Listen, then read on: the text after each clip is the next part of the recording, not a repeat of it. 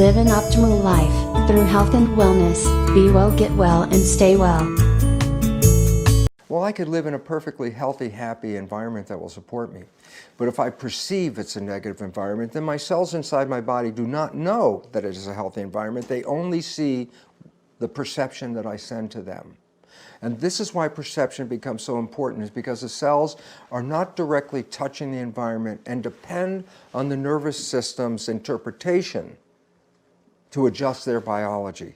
So if I change my perception, my mind, change my belief about life, I change the signals that are going in and adjusting the function of the cell.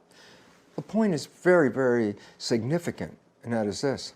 I'm not a victim of my genes because I, by my ability to change my environment and by my ability to change my perception of the environment, have the ability to control my genetic activity. I'm not a victim of my heredity, I'm a master of my genetic activity.